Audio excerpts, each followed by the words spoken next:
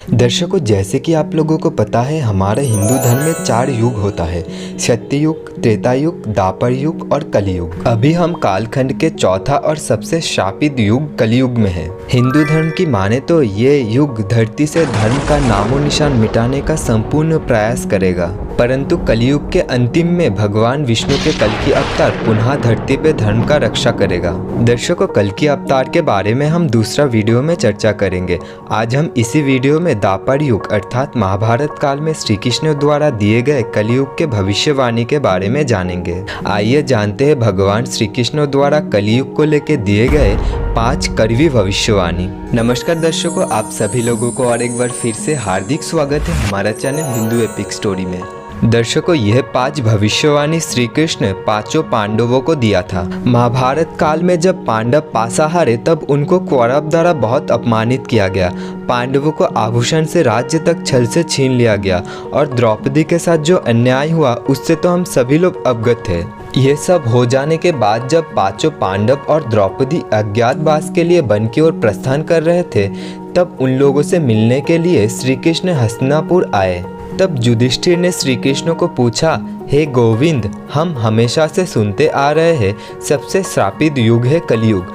उस युग में छल, कपट, अधर्म सबसे अधिक होगा, परंतु जो हमारे साथ हुआ क्या उससे भी अधिक बुरा कोई स्थिति हो सकता है? माधव, क्या आप हमें बता सकते हैं कैसा होगा कलियुग, ताकि हम भी जान पाए हम लोगों से भी बुरा स्थिति कुछ हो सकता है। तब श्री कृष्ण मुस्कुराए और बोले, आप 5 पांडव वन की ओर जाओ और जो भी दिखे हमें आके विस्तार से बताओ। तब 5 पांडव श्री कृष्ण के कहे अनुसार वन की ओर प्रस्थान करते हैं। उसके बाद 5 भाई वन की अलग अलग दिशा में जाते हैं। युधिष्ठिर जो दिशा में जाते हैं उस दिशा में वो देखते हैं एक हाथी के 2 सूंड हैं। भीम देखते हैं एक गाय ने एक बछड़े को जन्म दिया है, परंतु वो गाय अपने बछड़े को इतना चाट रहे हैं कि वो बछड़े खून से लहूलुहान हो रहे हैं। उसके बाद अर्जुन जिस दिशा में गए उस दिशा में वो देखते हैं एक पक्षी के पंख में वेद का बानी लिखा है, परंतु वो पक्षी जीवों का मांस खा रहा है।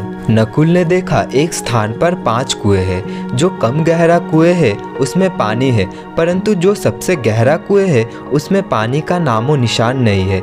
यह देख के नकुल बड़ा हैरान हुए। फिर सहदेव ने देखा एक विशाल पत्थर चट्टानों से गिर रहे हैं। बड़े बड़े पेड़ भी उस पत्थर को नहीं रोक पा रहे, परंतु एक छोटा सा पौधा ने उस विशाल पत्थर को रोक देते हैं। इन चीजों को देखकर 5 पांडव आश्चर्यचकित हो गए। फिर शाम को 5 पांडव श्री कृष्ण के पास आके अपना अपना दृश्य विस्तार से बताते हैं। तब श्री कृष्ण उस दृश्य के जरिए 5 पांडवों को कलियुग के 5 कड़वी भविष्यवाणी बताया। सबसे पहले श्री कृष्ण ने युधिष्ठिर का दृश्य 2 सूंड वाला हाथी के बारे में बताया। श्री कृष्ण ने बोले, कलियुग में ऐसा लोग शासन करेंगे जो बोलेंगे कुछ और करेंगे कुछ और। ये लोग दोनों ओर से शोषण करेंगे। उसके मन में कुछ और होगा और दिखावे के लिए कुछ और करेगा। अर्थात कलियुग में शासकों के लिए आम लोगों का कोई महत्व नहीं रहेगा। वो आम जनता के कल्याण के लिए नहीं, बस राज करने के लिए शासक बनना चाहेगा। फिर श्री कृष्ण भीम को बोले, जैसे कि तुमने देखा एक गाय ने अपने बछड़े को अत्यधिक चाट के लहूलुहान कर दे रहे हैं, ठीक वैसे ही कलियुग का मनुष्य अपने बच्चों से इतना आसक्त होगा कि ऐसे ममता के कारण बच्चों का विकास ही रुक जाएगा। यदि किसी का पुत्र साधु बना तब सब उसका दर्शन करेगा, परंतु स्वयं का पुत्र साधु बना तो दुखी हो जाएगा। कलियुग में लोग बच्चों को मोह माया और परिवार में ही बांध के रखेगा। उसके बाद अर्जुन ने श्री कृष्ण को अपने दृश्य का अर्थ पूछा।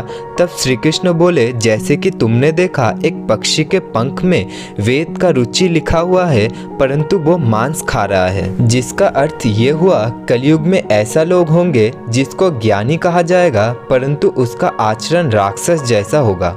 कलियुग में पंडित और विद्वान तो होंगे, परंतु उसके साथ साथ वो धन संपत्ति के प्रति आकृष्ट भी रहेंगे। कलियुग में ब्राह्मण लोगों को ज्ञान तो रहेंगे, परंतु वो मांसाहारी होंगे। अर्जुन के बाद श्री कृष्ण नकुल के दृश्य के बारे में वर्णन करते हुए कहे, जैसे कि कम गहरा कुएं में पानी था लेकिन ज्यादा गहरा कुएं में पानी नहीं था।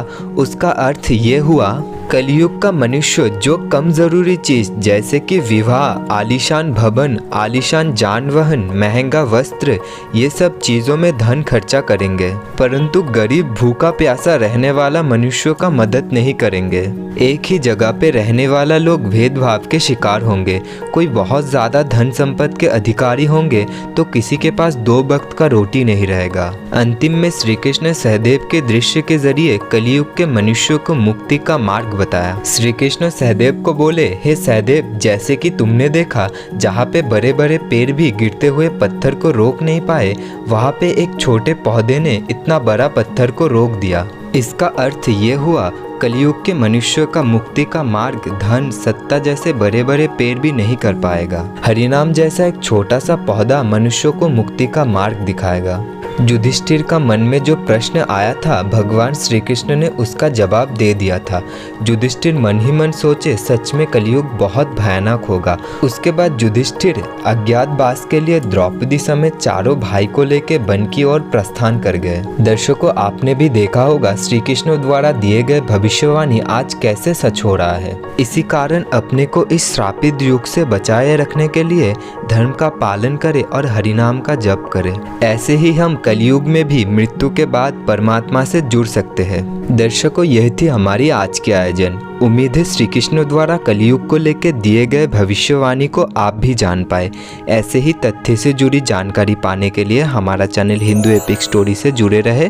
वीडियो में कुछ सुझाव या शिकायत हो तो कमेंट बॉक्स में अवश्य बताइए। वीडियो अंत तक देखने के लिए आपको बहुत बहुत शुक्रिया। जल्दी मिलते हैं अगली वीडियो पे। तब तक के लिए जय श्री कृष्ण।